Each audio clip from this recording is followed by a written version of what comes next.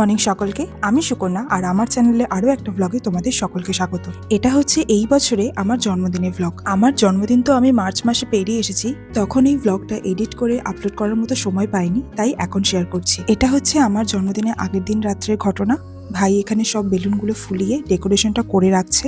কালকেও স্কুল যাবে তো এই জন্যই রাত্রিবেলা ডেকোরেশনটা করে রাখছে। আমার ফেভারিট কালার ব্লু, বাট এই বছর যেন আমার ইচ্ছা করছিল পিঙ্ক আর রেড বেলুন দিয়ে যেন সাজানো হয়, সেই জন্য আমি পিঙ্ক আর রেড বেলুন কিনে এনেছি। বেলুন তো সব ফোলানো হয়ে গেছে, কিন্তু সারা রাত ধরে বেলুন ফাটার জন্য দাম দুম করে আওয়াজ হচ্ছিল। এটা হচ্ছে পরের দিন সকালে, বা বলা যেতে পারে আমার জন্মদিনের সকালে। মা এখানে 5 তরকারি ভাত রান্না করে দিচ্ছে। নিচের তলা রান্নাঘরে জায়গা পাইনি বলে আমি ওপরের তলা রান্নাঘরে এসে আমি আমার গরম জল বানাচ্ছি।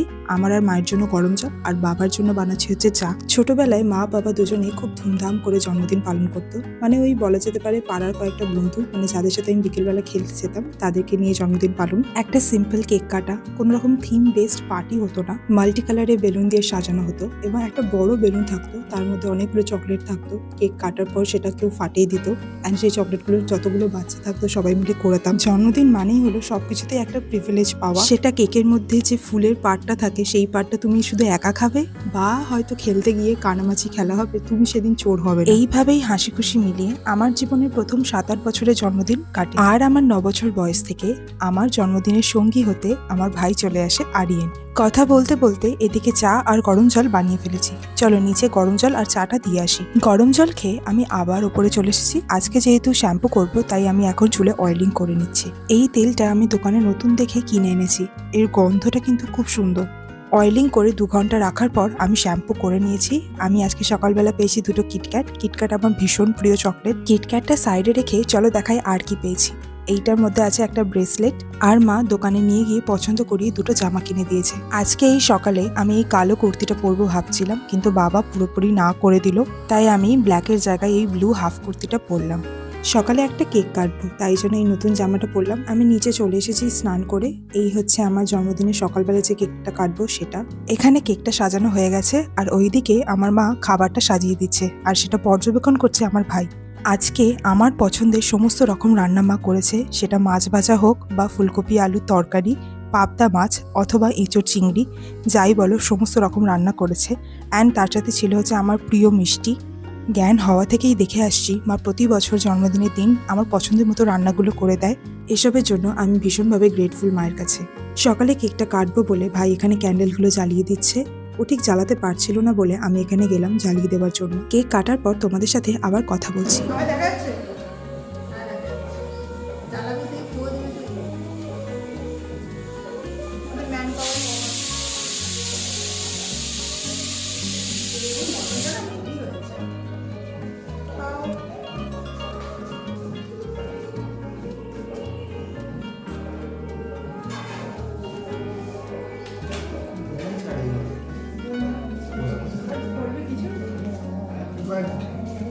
Happy birthday to you.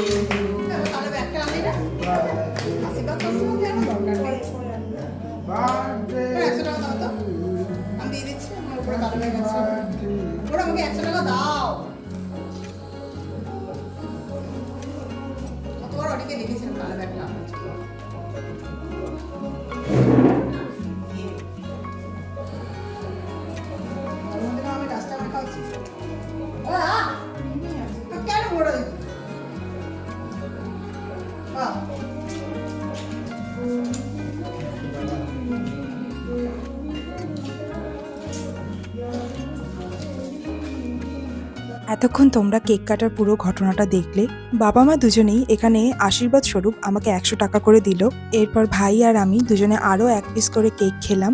ভাই আমাকে জন্মদিনে অ্যাজ আ গিফট 2টো কেক কিনে দিয়েছে। একটা হচ্ছে এই ডুয়াল ফরেস্ট, আর বিকেলে যেটা কাটবো সেটা। এরপর বসলাম আমি আমার গ্র্যান্ড ব্রেকফাস্ট খেতে। জন্মদিনে মা যে এত সুন্দর করে থালা সাজিয়ে খাবারটা দেয়, এটা আমার দুর্দান্ত লাগে। প্রতিটা রান্নায় খুব সুন্দর খেতে হয়েছে, বিশেষত পাবদার সর্ষে বাটা ঝালটা বেশি ভালো খেতে হয়েছে। অতগুলো মিষ্টি আমি এখানে একা খাইনি, ভাই আর আমি প্রতিটা মিষ্টি হাফ হাফ করে খেয়েছি। খাওয়া দাওয়ার পর এবার যাচ্ছি একটা কাকিমার বাড়িতে। So this is my first outfit of the day. ভুঁড়িটা একটু বেড়ে গেছে, তো বাইরে যেহেতু রৌদ্র আছে সানগ্লাস পরে নিলাম। তাহলে চলো এখন যাওয়া যাক। আমি আবার বাড়ি চলে এসেছি। তো জন্মদিনে গিফট হিসেবে কাকিমা দাদা সবাই মিলে আমাকে দিয়েছে এই গিফটটা।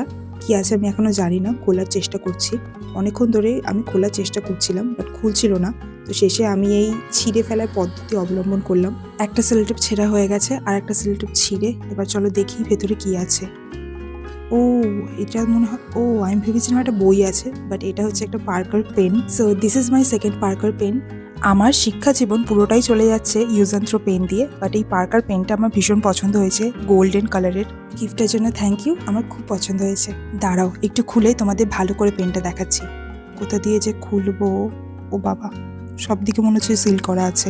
আমিও বাইরে থেকে দেখছি আর তোমাদেরকেও বাইরে থেকে পেনটা দেখিয়ে দিলাম। বিকেলের দিকে বাগানে গিয়ে আমি সানসেট দেখছিলাম, অ্যান্ড চারিদিকটা পুরো গোল্ডেন হয়ে গেছে। I use to cry on my birthdays, but this year it feels so magical. Sunset দেখার পর আমি বিকালের জন্য রেডি হচ্ছিলাম। সকালের ওই ব্ল্যাক কুর্তিটা পরবো বলেই ঠিক করেছিলাম, বাট মা সাজেস্ট করলো শাড়ি পরার জন্য। একজন বঙ্গনারী কখনোই শাড়ি পরার সুযোগ হাতছাড়া করতে পারে না, তো সেটা আমিও হাতছাড়া না করে শাড়িটা পরলাম। মা বিকালে স্টার্টারের জন্য বানিয়েছিল চিকেন পপকর্ন, তো সেটাই আমি এখানে এক প্লেট নিয়ে বসে গেছি। এটা খাবার পর চলো তোমাদের দেখাই বিকালে বার্থডে কেক যেখানে কাটবো সেখানে ডেকোরেশনটা। এই বেলুনের গার্ল্যান্ডটা যে কতবার খুলে পড়ে গেছে তার কোনো গুনতি নেই। তাও ডেকোরেশনটা কেমন হয়েছে সেটা আমাকে কমেন্টে জানিও। এখানে কেক কাটার জন্য আমি রেডি, আর এটা হচ্ছে আমার 22তম জন্মদিন। Happy birthday to you. Happy birthday, happy birthday to you. Cake কাটা হয়ে গেছে, এরপর আমি সবাইকে কেক খাইয়ে দেবো, আর অবভিয়াসলি আমি নিজেও খাবো।